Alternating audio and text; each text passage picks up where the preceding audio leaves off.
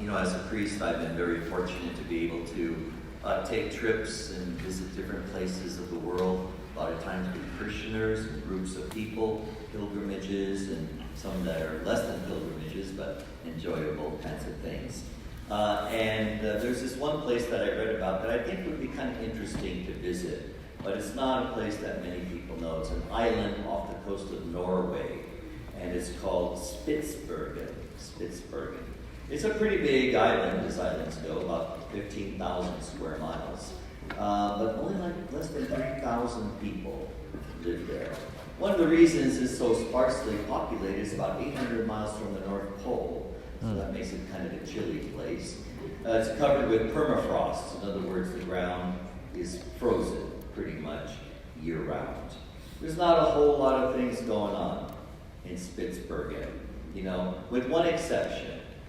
It is home to one of the most secure storage facilities on Earth. The storage facility was built into the side of a mountain, and it is blast-proof if a nuclear war erupts. It is nuclear war-proof. It has a state-of-the-art security system. It's temperature controlled, 0 degrees, always. And to get to it, you have to go through a 400-foot tunnel into the mountain, into this building that has airtight kinds of security. And you have to ask yourself, what is so special that it would be stored in a facility like that? Is it nuclear waste? Are there samples of deadly viruses? Biological warfare? Does it contain evidence of alien life? Maybe what exists there are electronic backups of everything that's ever been on the internet. Wow. But no, it doesn't store those things. This super secure storage facility opened in 2008 for one purpose: to store seeds. It's known as the Global Seed Vault, and it was started by the Norwegian government in conjunction with the Bill and Melinda Gates Foundation. All it does is store seeds of every kind of green plant or species, fruit, vegetable in the world. Currently, there are about 980,000 varieties of seeds stored there, frozen. Why? Well, should something happen to life on Earth, should the Earth be devastated and our crops fail, then there's enough there to start over again. When you think about it, seeds are among the most remarkable features of creation. And they're worth saving. We take them for granted. Every green thing, every living plant is going to die. But how does it propagate? Through the use of seeds. Seeds are like little packets of DNA covered with a hard shell for protection. And seeds can survive for years, even centuries. I was reading something about an archaeological discovery in the Middle East. They found some 2,000-year-old seeds from palm dates, dates that grow on palm trees. They found these seeds preserved after 2,000 years. They took those seeds and they planted them, and a palm tree blossomed. One that hadn't been seen since biblical times. That's how powerful, that's how enduring a seed can be. So, we still know that there's one seed that cannot be stored in the global seed vault. It's a seed you can't see. You can't hold it in your hand. You can't study it under a microscope. And that is the seed of faith. The seed of faith. No wonder when Jesus was speaking about faith, he used the image of a seed to describe how faith works. In the gospel today, he tells his disciples, if you had faith the size of a mustard seed, you could say to that tree, be uprooted and be planted in the sea, and it would obey you.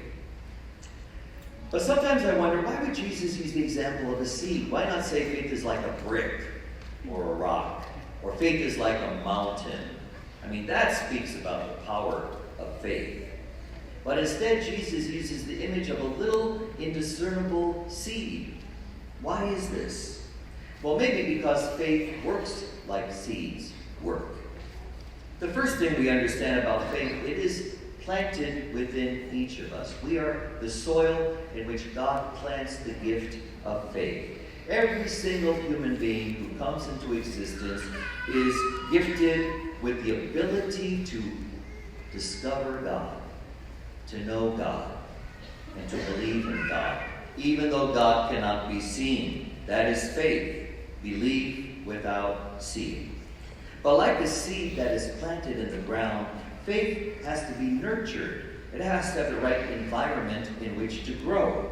It has to be cultivated. Just because somebody is born with the ability to come to faith doesn't mean that they'll develop faith.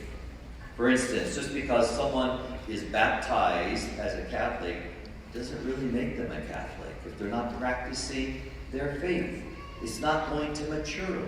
It's not going to blossom or contribute in any way. So for instance, without parental support, without prayer, without practicing the faith, without the right environment spiritually, the seed of faith that is within us can remain stagnant and perhaps can even die and wither.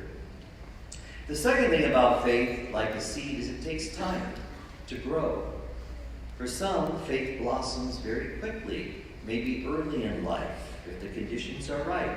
And faith continues to grow throughout their years of maturity. You know, think of the tiny mustard seed, which can grow to be the largest shrub or tree.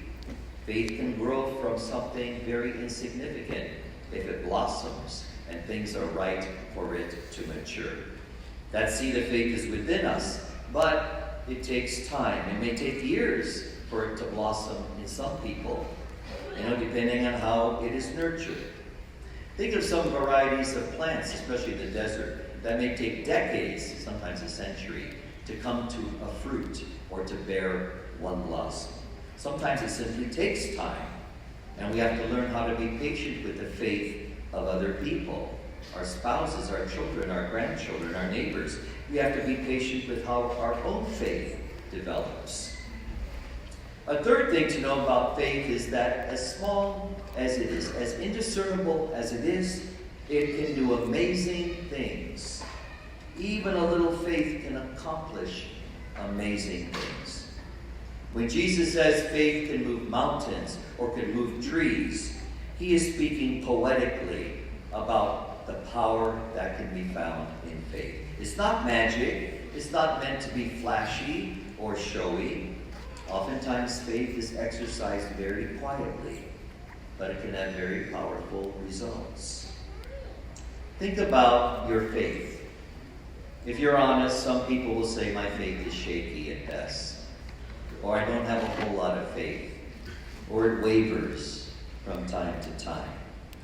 But isn't it interesting, even with the smallest bit of faith, we can do amazing things for others and for God. Let's say somebody's grieving, and out of love for them, you call them on the phone. And you say, I'm thinking about you. I'm praying for you. I'm here for you. That simple statement of faith and love can change that person's environment, can change the way they think, can lift them out of grief or depression. Or let's say with faith you are motivated to give food to the hungry, to assist the poor in some way. Your act of faith, maybe as insignificant as it seems, can have the power to change that person's life, to have that person look at life and people in a different way because of that act of generosity.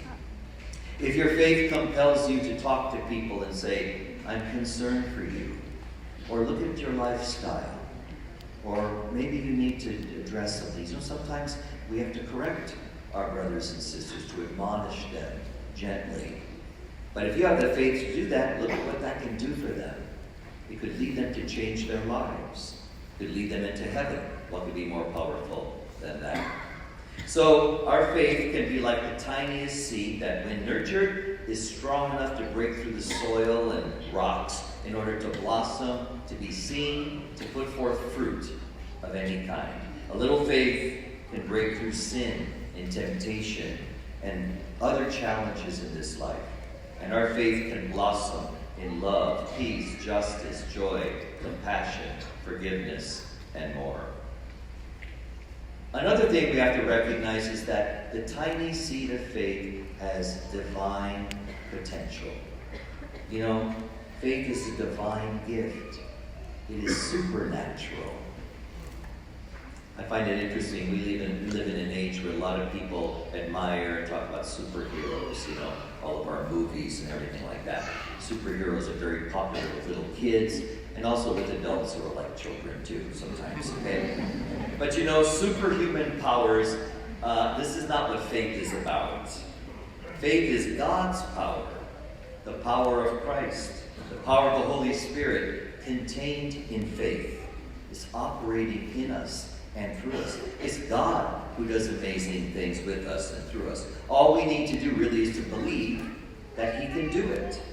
Even an imperfect faith, as I was saying, has an inherent power to do good. We may not completely understand how God does it. We may be uncertain about our own faith relationship. But if we consent and we say, Lord, I make myself available, that imperfect faith can do powerful things for others.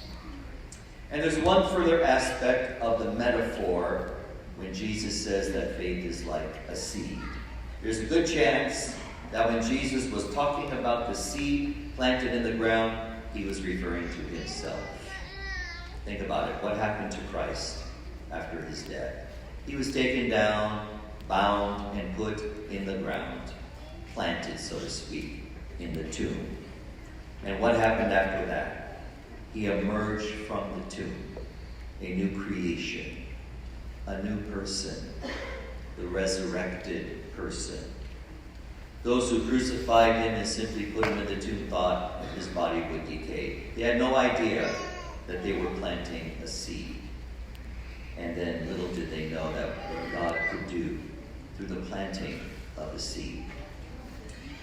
There's a nice prayer that I found that I think speaks about, maybe it could be our personal prayer when we consider our faith and what we can do with that faith and how God is active through it. And it goes like this.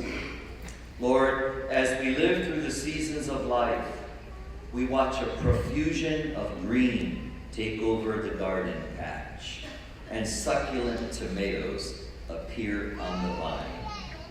But let us not forget the days when all we had was a handful of seeds and hope in our hearts. In faith we planted. In thanksgiving we harvested. What more can we do but this thing that you yourself have done, planting your own Son in the tapped-out soil of this world, believing, as you call us to believe, that out of the tiniest of seeds comes life abundant. Let us nurture that seed of faith within us, within our children and grandchildren. That faith may be unseen as of yet, but it is present. And with the right support, God can produce a bountiful harvest for us. And that harvest is nothing less than the kingdom of